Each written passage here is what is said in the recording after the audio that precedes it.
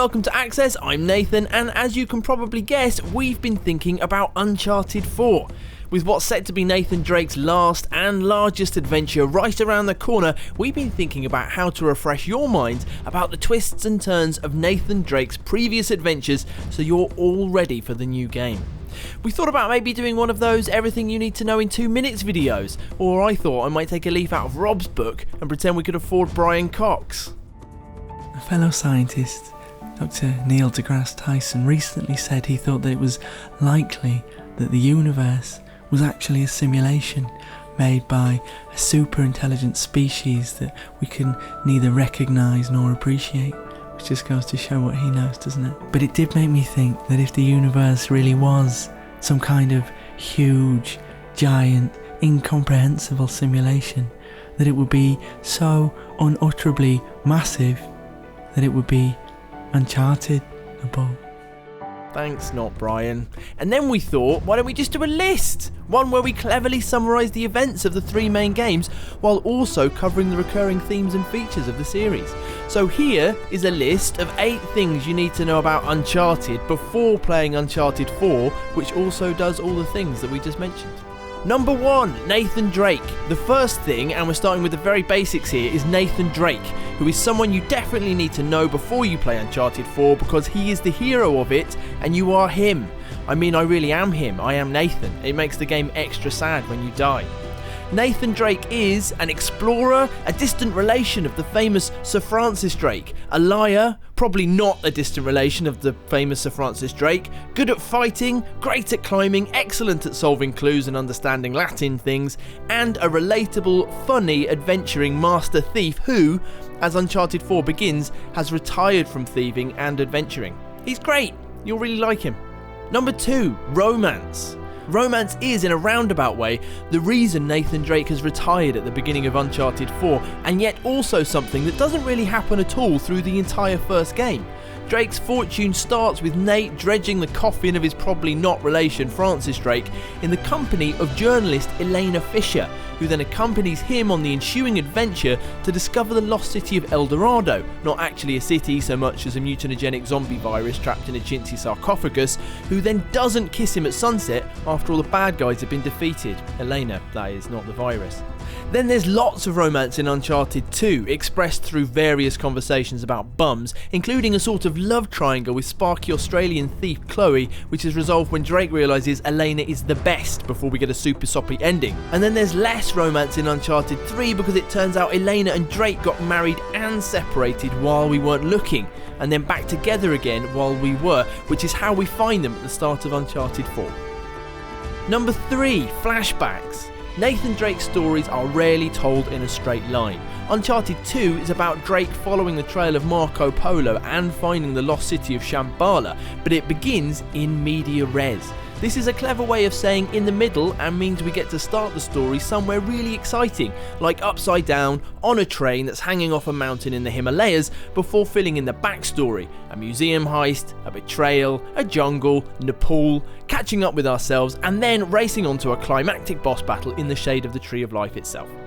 Uncharted 3, on the other hand, uses flashbacks to shed light on Drake's past and his relationship with mentor Victor Sully Sullivan, a character definitely important enough to have his own entry if we hadn't already decided what all 8 of them were going to be. Alright, Nate, just pretend for a minute that I don't really care about any of that stuff and cut to the chase, would you?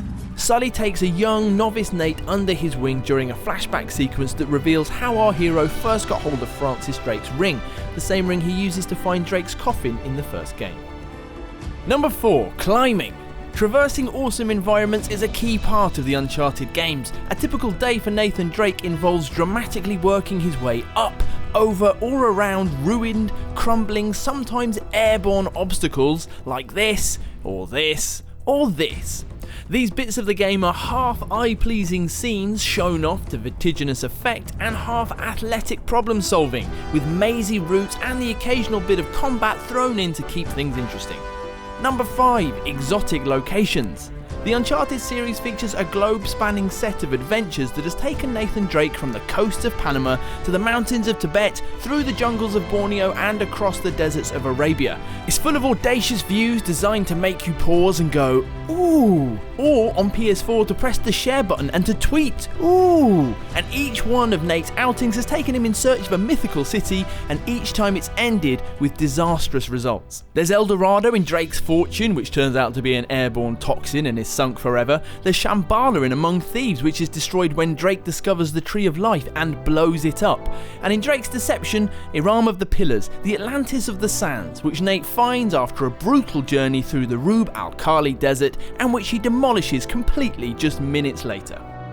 Number 6. Fighting. An unexpectedly large part of the antiquities trade is being brilliant at both hand-to-hand combat and handling everything from standard issue pistols to military grade explosives. This is all part of the darker side of Drake that's explored in Uncharted 4, the draw of the outlaw life, the buzz of the action. Which is good news because shooting armies of goons is really good fun.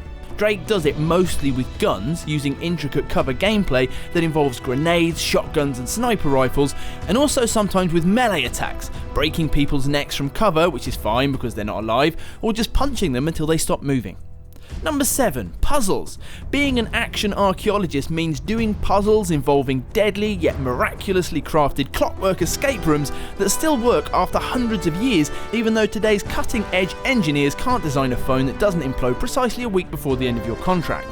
These puzzles usually involve symbols or lore relevant to the treasure being chased, which in turn means either listening to the story very carefully or using Nate's notebook, in which he keeps a funny record of the places and people he's encountered on each adventure. Alternatively, you can just get it wrong over and over again, and eventually the game just tells you the answer. Victory! Number 8. Set pieces. Our final entry has been chosen to reflect the blockbusting nature of the Uncharted series. These are technologically sophisticated, staggeringly designed games that repeatedly deliver action set pieces that make you wonder why your PlayStation isn't on fire.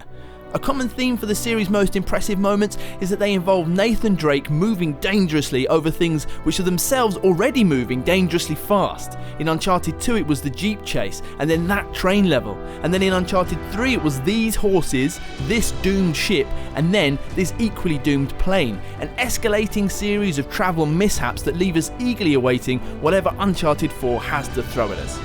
Which is how we feel in general, ready to see how the greatest adventure on PlayStation comes to a close.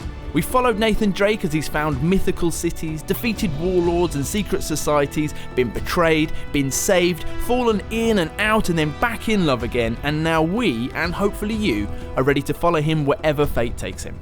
Thanks for watching. Let us know what you think we've left out of the list in the comments. Give this video a like to help make the channel strong, and stay tuned to Access for all the latest on Uncharted 4 and everything PlayStation.